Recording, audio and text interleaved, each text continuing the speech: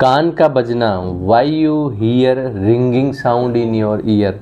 Yes दोस्तों, बात करते हैं वीडियो में, बट वीडियो में आगे बढ़ने से पहले ये दी गई बेल आइकॉन को प्रेस करना, यूट्यूब चैनल को सब्सक्राइब करना ना भूलें, जिससे अनेक उपयोगी वीडियोस का नोटिफिकेशन में आपको मिलता रहे। दोस्तों, बहुत कॉमन सी प्रॉब्लम है। पेशेंट बहुत बार ओपीडी में आके बड़ा परेशान होता है एंड वो कहता है कि डॉक्टर साहब कोई मेरे कान में बात करता है एंड वो डिफरेंट की साउंड निकाल के बताता है कि इस टाइप की आवाज़ें मेरे कान में आती हैं। सो ये क्यों कान बजता है? एंड कई बार इससे अच्छे लोग जो है इतने परेशान होते हैं कि वो रात को सो नहीं पाते, प्रॉपर तरीके से जॉब नहीं कर पाते एंड वो अपने आप को कंसंट्रेट नहीं कर पाते। सो हम समझते हैं कि क्यों है, Y you hear ringing sounds in your year. दोस्तों, जैसे आप सबको पता है, गॉड ने हमारा ईयर बनाया है जस्ट टू प्रोवाइड हियरिंग, सुनाई देने के लिए, एंड सेकंड फंक्शन है just to make balance of body. थोड़ा सा अगर कान की संरचना दोस्तों हम समझते हैं, कान में क्या है कि अंदर जो है हमारा एक इनर ईयर और एक मिडल ईयर होता है एंड बाहर का ये आउटर ईयर होता है। तो जो इनर ईयर और जो मिडल ईयर जो है वो आउटर ईयर से एक पतली सी झिल्ली होती है जिसको हम क्या बोलते हैं, पर्दा। उस पर्दे से सारा सिस्टम सेपरेट रहता है। हम सुनते कैसे हैं, हम बोलते कैसे हैं।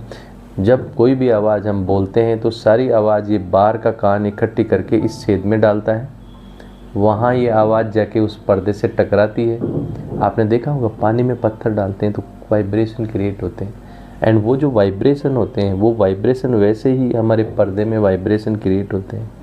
वो जो वाइब्रेशन है कान के अंदर 3 हड्डी और एक नर्व होती है, उसके थ्रू दिमाग को जाते हैं। दिमाग उसको इंटरप्रेट करता है, दिमाग में हमारे ऑडिटरी एरिया होता है, दिमाग उसको इंटरप्रेट करता है और अपन बात का जवाब देते हैं। अब दोस्तों क्या होता है कि जो कान की नाड़ी होती है, नर्व होती है, वो किन्हीं कारणों से अफेक्ट हो जाती है तो उसमें बहुत सारे जो है फाइबर्स वीक हो जाते हैं। तो हमें कान के अंदर ये साउंड परसीव होना स्टार्ट होती है जब हम एकांत में बैठते हैं, जिसको हम मेडिकल भाषा में टिनाइटिस बोलते हैं। अब क्या वो फैक्टर हैं जिसके कारण वो नस अफेक्ट होती है? नंबर 1 जो हम आज के हिसाब से बात कर रहे हैं, हाई लाउड साउंड एक्सपोजर। बहुत तेज जो कंसर्ट में जाते हैं, बहुत तेज जहाँ पे आवाज़ होती है। एंड इसके अलावा दोस्तों रिसेंटली जो यंगस्टर्स जो ये सारे दिन भर कान के अंदर जो है ईयरफोन लगाते हैं, ईयरफोन इंड्यूस्ड भी कान के अंदर नर्व का वीकनेस होता है। टोबैको, स्मोकिंग एंड बहुत बार दोस्तों कुछ कोमोर्बिडिटी होती हैं, बीमारियाँ, उनमें सबसे ज़्यादा डायबिटीज़, अनकंट्रोल्ड डायबिटीज़। इसके अलावा नेफ्रोटिक यानी किडनी से रिलेटेड प्रॉब्लम, अनकंट्रोल्ड हाइपरटेंशन, ये सारी चीज़ें दोस्तों हमारे कान की नर्व को वीक करती हैं। एंड इसके अलावा सडन साउंड एक्सपोजर, आप खड़े हैं, एक फुल आवाज़ में डीजे चल गया, या ट्रॉमा खींच के किसी के कान पे मार दिया, स्लैपिंग हो गई, उसके कारण भी वो नर्व वीक हो जाती है। पर दोस्तों क्या वो लक्षण है जिससे आपको ये पता लगेगा कि मेरी नस कमज़ोर हो गई? वो मैं बता देता हूँ आपको। जैसे आप एकांत में जाते हैं, एकांत में जाने के बाद में आपको लगता है कि किसी कान में बैठ के कोई सही सीटी की आवाज़ आ रही है, झिंगुर की आवाज़ आ रही है। सो आपको क्या करना चाहिए? आपको तुरंत हमें डॉक्टर के पास जाना चाहिए। एंड दोस्तों बहुत कोई इसमें महंगा इलाज भी नहीं होता। डॉक्टर के जाने के बाद में इसमें 2 टेस्ट होते हैं। एक ऑडियोमेट्री होती है जो डिफरेंट फ्रिक्वेंसी के ऊपर हमारी नर्व के लॉस का पता लगाया जाता है। एक इम्पिडेंस टिम्पेनोमेट्री भी होता है जिससे कान का प्रेशर पता लगाया जाता है, क्योंकि इनके कारण भी कान की नर्व वीक होती है।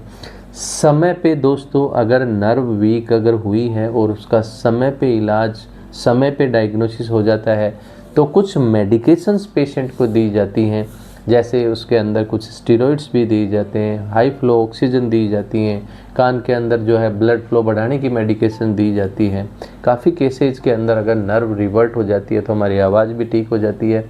बहुत बार दोस्तों पेशेंट बहुत डिले आता है, टाइम पे नहीं आता है, पेशेंट बहुत ज़्यादा परेशान होता है, डायग्नोसिस नहीं हो पाता है, उसकी जो कोमोर्बिडिटी कंडीशन जैसे डायबिटीज़ कंट्रोल नहीं है, बहुत एक्सेसिव स्मोकिंग करे जा रहा है वो, एंड बाकी किडनी डिजीज़ कंट्रोल में नहीं है, तो वो आवाज़ बंद नहीं होती। बहुत सारी इसकी डिवाइस भी आती हैं, टिनाइटिस मास्किंग डिवाइस और ये सारी होती हैं। बट सबसे मेन जो ट्रीटमेंट है दोस्तों, अवॉइड द इरिटेटिंग फैक्टर, जिसके कारण वो प्रॉब्लम हो रही है। आप स्मोकिंग कर रहे हैं तो स्मोकिंग बंद करो, आपको अगर किडनी या उसकी प्रॉब्लम है तो उसको कंट्रोल करो, अनकंट्रोल डायबिटीज़ है तो डायबिटीज़ कंट्रोल करो, एंड हाई लाउड साउंड से आप बचो। ईयरफोन हमें नहीं लगाने चाहिए, एंड अवॉइड करना चाहिए कान के ऊपर ट्रॉमा नहीं हो, बहुत ज़्यादा एनाल्जेसिक मेडिसिन नहीं करना चाहिए। एंड लास्ट, आप try to avoid this thing. किसी भी डॉक्टर के पास ऐसा नहीं है कि उसके सडन कोई मैजिक उसका एक ट्रीटमेंट है, क्योंकि जहाँ पे नर्व की प्रॉब्लम होती है, आपने देखा होगा कि पैरालिसिस किसी को आता है तो वो लाइफ लॉन्ग तक चलता रहता है, क्योंकि वो नर्व की प्रॉब्लम है। इसलिए try to avoid this things. अपने आप को मेडिटेशंस, कंसंट्रेशन आपको करना चाहिए। सो आपको अपना वर्कअप करा के जो भी बेस्ट आपका टिनाइटिस का, रिंगिंग साउंड्स का मैनेजमेंट हो सके वो कराना चाहिए। सो देखा दोस्तों कितनी महत्वपूर्ण इन्फॉर्मेशन है। You can share this information to your family, friends and colleagues just to create awareness about कान का बजना।